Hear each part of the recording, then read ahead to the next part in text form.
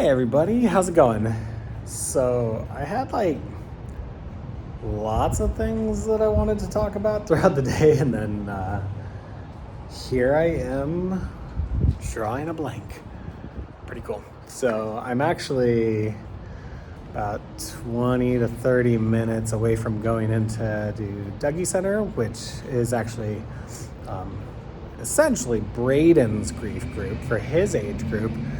But all the parents go upstairs, the parents that want to go upstairs, and we have our own little grief group. So with the holidays and everything, we haven't been there for all of December, and so I'm really excited and kind of nervous to go. It'll be nice to be surrounded with people that are in such similar situations as myself. I am the only man in this group, and the grief class that I'm going to be doing starting tomorrow, that's 8 weeks, I'm also the only man in that group, which I find kind of sad.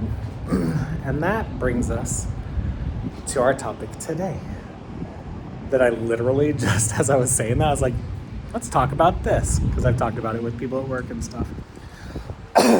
Anyways, if this content, these videos, these types of videos, this community help you in any way, make sure you like, subscribe, hit that notification bell. Even if you just want to be part of the conversation, drop some comments, and I try to read every single one of them and give you a heart. If there's a heart, I've read it. Anywho, so the topic I've now decided is culture around mental health, grief, sadness, feelings, and any of that when it relates to a man. There's such a stereotype for men to just hold their shit together and be strong and proud and be providers. And I know that culture is changing. I know because I'm a part of that change. And I hope I am in this position as a little bit of an influencer, influencing other men to allow themselves to feel and to show their feeling, because it's okay, it's healthy, it's necessary. When we hold all of that in, it just creates a horrible life experience, I think. Because not only are you dealing with all of the emotions that come with whatever is causing some type of mental anguish, you're dealing with that, but then you're also dealing with the fact that you've got it all just bottled up. I'm thinking of all those videos of people putting Mentos in Coke and then putting their mouth over it. I feel like that is men and emotions. Eventually, all those emotions are just going to squirt out your nose and your ears and everywhere. And it's just going to be a big, terrible mess that has to be cleaned up. So I don't, I know a lot of men that are like that hold all those things in and are unwilling to show any kind of sign of weakness. And from my perspective, and I think a lot of women's perspective of men, it's a sign of strength to be able to admit pain, admit sadness, admit grief, admit when we're wrong. Shh, I didn't say that. But to allow those things, allow those feelings, those emotions, the anguish, the heartache, all that stuff to be. And I wish, and I see in our comments, I do see men commenting, and I see them sharing that they're having tears. But it is my wish for our world, for our culture, not just American culture, but culture all around the world, to drop our guard and to allow everybody to feel their feels. Because if we don't allow ourselves to feel, it's a lot harder to accept other people doing it. And humans are weird creatures, and it seems like there's a lot of people that have a mindset of, well, if I can't, then you shouldn't be able to, or if I didn't get that, you shouldn't be able to, or it was hard for me, so it should be hard for you as well to do. And I hate that. And that's going a whole different direction than talking about just mental health. But like, I wish we as people could accept each other. I wonder if you can see him back here. Where did he go? So we're at this little park waiting, and I'm trying to see. I was just looking at Braden, and he's over there like dancing. And it made me smile so big, but it might be too small on here. Just gonna scan. It's not over there. There he is. Right there.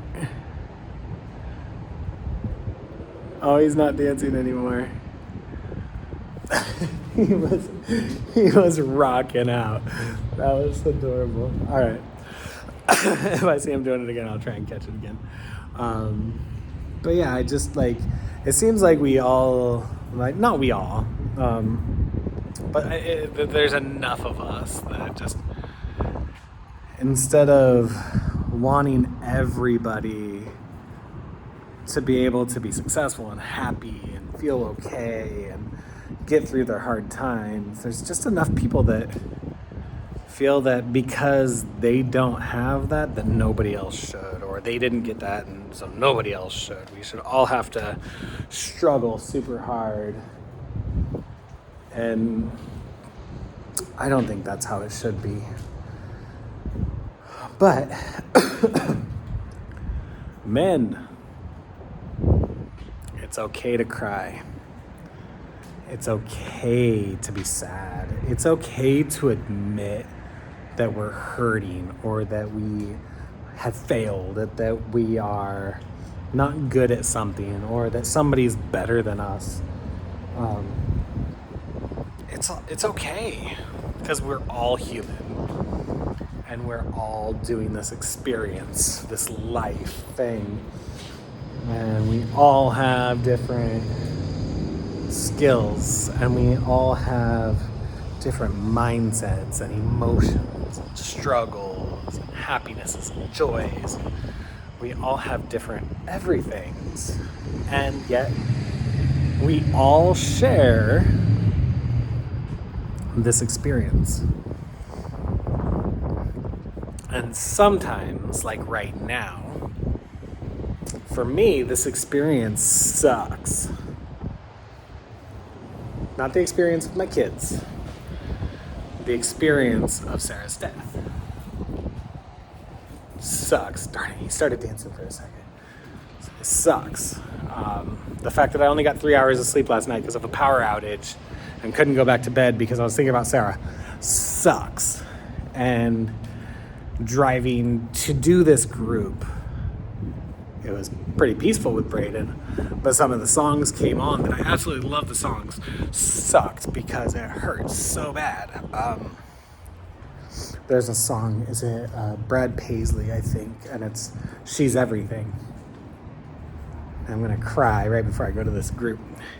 She's Everything by Brad Paisley, and it's like he wrote it about Sarah,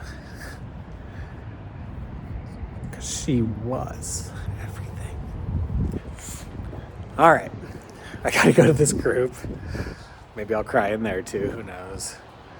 Somebody after watching my last video said I've been crying a whole bunch and I should go to counseling and a group and seek help.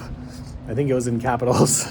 I'm like, did you not watch the video? Because in that video, I literally had just said the 3 things specifically that I'm doing on top of my YouTube therapy. I'm like, come on now, watch the video next time. All right, anyways, you guys, Okay, that was a good laugh. Good laugh amongst the tears. So have a wonderful day, morning, night, wherever you are. I do have some topics that I want to talk about in future videos. And if I don't bring them up in the next like 3 or 4 videos, comment and remind me because my brain is scattered. But one of them is talking about loneliness. Loneliness when you lose your spouse. I said it, lose. Loneliness when your spouse dies is real, not just for me, but for lots and lots and lots and lots of people. Even when you don't want to have anybody else in that spot. So I wanted to talk about that. And I also wanted to talk about when something tragic hasn't happened in your life.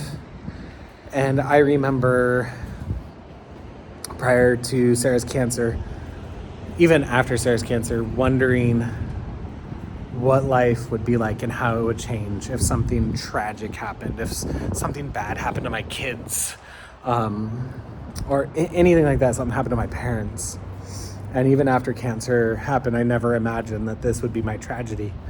And so I wanted to kind of talk about that, like the what if prior to something happening versus the it actually happens. So anyways, all this stuff comes back to me at the end of the video. Have a wonderful day, morning, night, wherever you are. Remember, be kind, make good choices, and I will talk to you later. Bye-bye.